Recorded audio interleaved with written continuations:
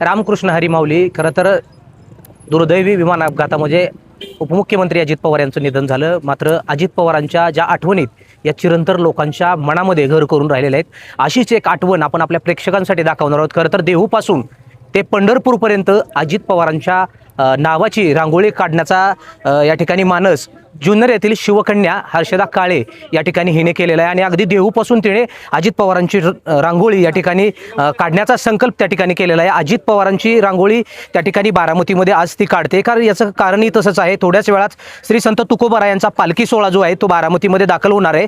बारामतीच्या शारदा प्रांगणावरती या तुकोबारायांच्या पालखीचा मुक्काम असणार आहे. आणि या मुक्कामाच्या अगोदर स्वागताच्या ठिकाणी जी काही त्या ठिकाणी सुरुवात आहे, या सुरुवातीच्या कमानीपाशी या शिवकन्येनं या ठिकाणी ही रांगोळी काढण्याचा त्या ठिकाणी सुरुवात केलेली. आपण तिच्याशी बातचीत करू. ताई, काय सांगशील, काय नाव आहे तुझं आणि कुठून आहेत नेमकी तू?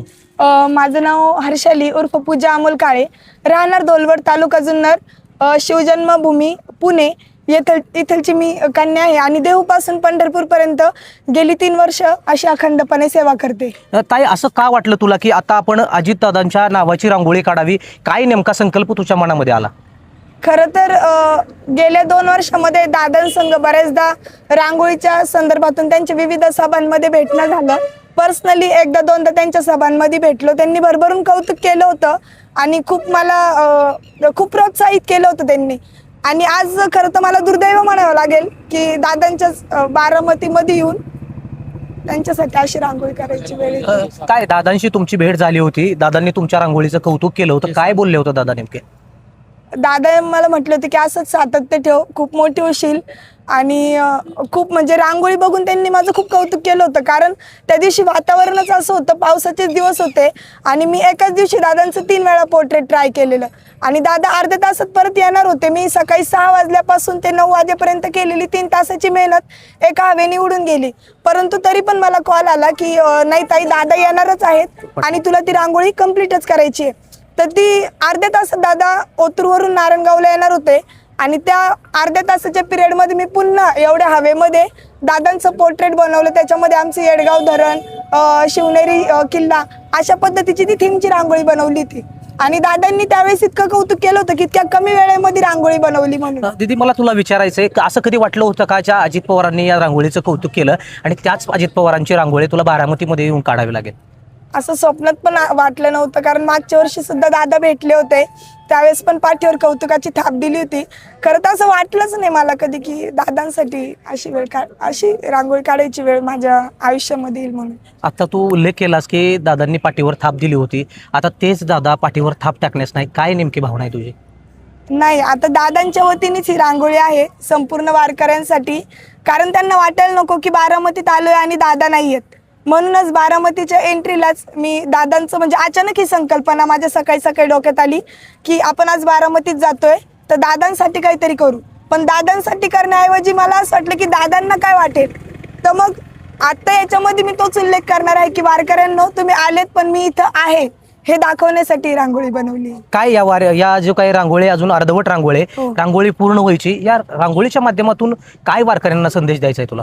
वारकऱ्यांना हेच सांगायचंय की दादांचं असं, आत्ता दादा जर असतील तर मिश्किल स्वभाव असंच म्हणले असते, अरे काय भेटेल नव्हतं, तुम्ही काय नाराज होत आहे, बारामतीमध्ये आले तर मी आहे ना इथे. मग हेच माझ्या डोक्यामध्ये अचानक आलं आणि मी अचानक ठरवलं की करायचं. आता माझ्याकडे खरं तर पोर्ट्रेटचे कोणतेच कलर नव्हते. एक साधी काळी रांगोळी होती मिक्स केलेली, जी मी आउटलाईनसाठी यूज करते. व्हाईट बॅकग्राऊंड करून त्याच्यामध्ये डायरेक्ट दादांचं फेसचं आउटलाईन बनवलं आणि खाली फक्त दादा लिहिलं. म्हणजे एक अचानक संकल्पना आली आणि तसं केलं. अजून किती भाग यातला पूर्ण करायचा राहिलाय? अजून काय त्याच्यामध्ये समाविष्ट करायचंय? अजून बऱ्याच गोष्टी आहेत. आता ही पूर्ण रांगोळी झाल्याशिवाय, कारण मी कुठलंच पॅटर्न असं लक्षात नाही ठेवत. जे मला ऐन वेळेला सुचलते मी तसं करत जाते. आणि खरं तर याच्यामध्ये मला अजून काही व्यक्तींचा उल्लेख करावाच वाटतो की ज्यांनी मला यावर्षी रांगोळीसाठी भरभरून सहाय्य केलं. आपले पिंपरी चिंचवडचे स्वर्गीय आमदार लक्ष्मणराव पांडुरंग जगताप यांच्या मित्र परिवाराने मला यावर्षी रांगोळीसाठी सहाय्य केलं, त्याबद्दल त्यांचे आभारी आहे. आणि आपल्या आर्ट ऑफ लिव्हिंग परिवार सुरेखा नानी भोर, त्या व्यतिरिक्त संस्थांचे सुद्धा मी खूप विशेष आभारी आहे. कारण ते मला दरवर्षी संधी देतात, त्यातून या गोष्टी घडतात.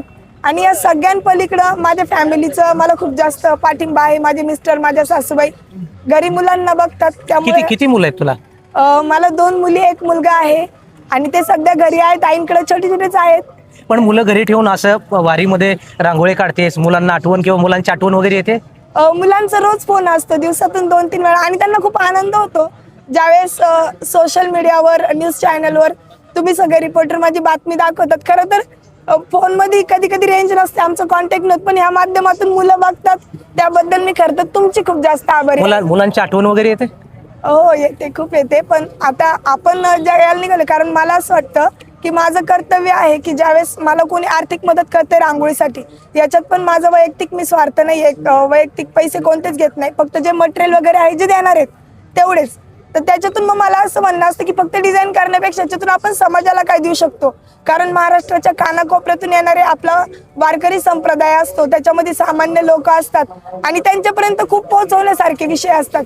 आता येत आहेत आम्ही मराठी शाळा वाचवा, भेसळयुक्त अन्न पदार्थ, मग या अशा विविध समाज प्रबोधनाचे विषय मांडत इथपर्यंत आलोय.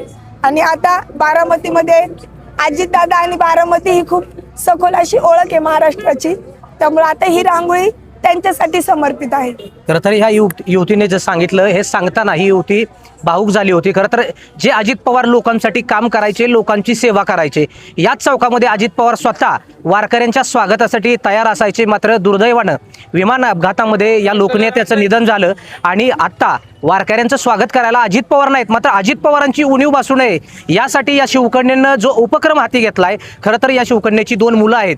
सातत्यानं या मुलाची आठवण तिला येते. मात्र राज्याच्या एका मोठ्या नेत्यानं, लोकनेत्यानं वारकऱ्यांच्या स्वागतासाठी, त्यांच्या वारकऱ्यांसाठी जी मेहनत घेतली, ती मेहनत वारकऱ्यांपर्यंत पोचावी आणि अजित पवार अजूनही आपल्यात आहेत अशी भावना वारकऱ्यांच्या मनामध्ये निर्माण व्हावी, यासाठी अगदी देहूपासून ते पंढरपूरपर्यंत या युवतीनं अजित पवारांची रांगोळी साकारण्याचा निर्णय घेतलाय. केवळ अजित पवारांचीच नव्हे तर या अनेक रांगोळ्या ती साकारून विविध संदेश वारकऱ्यांपर्यंत पोहोचवण्याचा निर्णय या तरुणीने घेतलाय.